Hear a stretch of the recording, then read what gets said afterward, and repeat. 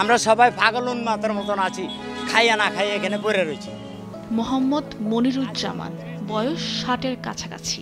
জীবনের যে সময়টায় কাটানোর কথা ছিল নাতি নাতনি ছেলে মেয়ের সাথে হেসে খেলে, কিন্তু এখন তার দিন কাটছে রাস্তায় ঘুরে ঘুরে।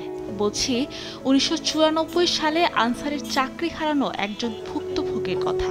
১ মাস ধরে রাজধানীর খিলগাঁও আনসার বিডিপির সদর দপ্তরের প্রধান ফটকের সামনে আমরণ অনশন করছেন তিনি। রাস্তার মাঝে শুয়ে থাকি। আমরা চাই যে আমাদের যাদের বয়সসীমা আছে তাদের ডিপার্টমেন্ট জয়েন্ট দিবে, আর বয়সসীমা যাদের নাই তাদেরকে সুযোগ সুবিধা দিয়া, পেনশন ভাতা দিয়া। দীর্ঘ বছর অপেক্ষা শেষে পক্ষে আসা আদালতের রায় হাতে পেলেও সরকার কিংবা কর্তৃপক্ষের পক্ষ থেকে রায় কার্যকরের কোনো উদ্যোগ না নেয় চোখে সর্ষে ফুল দেখছেন তার মতো চাকরি হারানো অন্য সদস্যরা।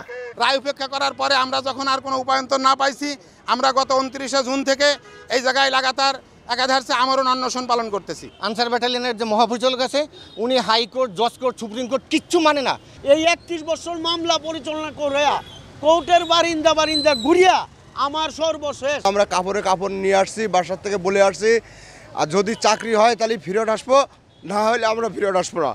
১৯৯৪ সালে অধিকার আদায়ে দাবি দেওয়া সহ মাঠে নামে আনসার সদস্যরা। আন্দোলনের নামে বিদ্রোহ করার অপরাধে প্রায় ২৫০০ সদস্যকে গ্রেপ্তার ও চাকুরিচ্যুত করে তৎকালীন সরকার। নিজেদের নির্দোষ দাবি করে পরবর্তীতে আদালতের শরণাপন্ন হলে ২০১৮ সালে বিদ্রোহের অভিযোগ থেকে খালাস পান অনেকেই। এদের মধ্যে যাদের বয়স ও সক্ষমতা রয়েছে কিংবা তাদের বয়স শেষ হয়েছে, তাদেরকে যতদিন ছিলেন সে অনুযায়ী সুবিধা দিতে সরকারকে নির্দেশ দেন হাইকোর্ট।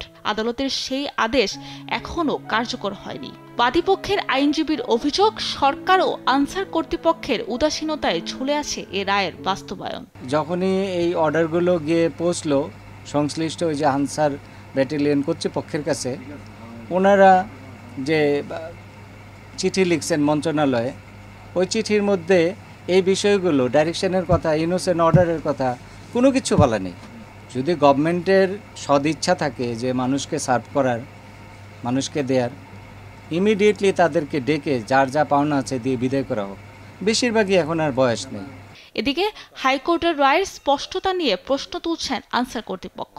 আদালত থেকে যে রায়টা দিয়েছে সেখানে আপনারা দেখেছেন যে এখানে স্পেসিফিকলি আনসারকে মার্ক করে কোনো কিছু বলা হয় যে তাদেরকে চাকরিতে পুনর্বহাল বলেন বা অন্য কোনো ফিনান্সিয়াল ফ্যাসিলিটির কথা বলেন, সেটা ডিরেক্টলি আনসার অধিদপ্তরকে মার্ক করে কোনো কিছু বলা হয় না। আদালত থেকে যে রায়টা দেওয়া হয়েছে সেখানে কিন্তু বলা আছে যে স্ক্রুটিনি করে যারা মিউটিনির সঙ্গে সম্পৃক্ত ছিল না বা নির্দোষ, তাদেরকে স্ক্রুটিনি করার পরবর্তীতে যদি নির্দোষ পাওয়া যায় সেক্ষেত্রে মিনিস্ট্রি একটা গাইডলাইন দিবে, নিশ্চয়ই আমরা প্রত্যাশা করতে পারি, সেই অনুযায়ী আমরা ব্যবস্থা নিব আর কি। ৩১ বছর অপেক্ষা শেষেও জীবিত অবস্থায় এই রায় বাস্তবায়ন আদৌ দেখতে পাবেন কিনা এ নিয়ে সংশয়ে অনশনরত সদস্যরা। সাবরিনা মজুমদার, দেশ টিভি, ঢাকা।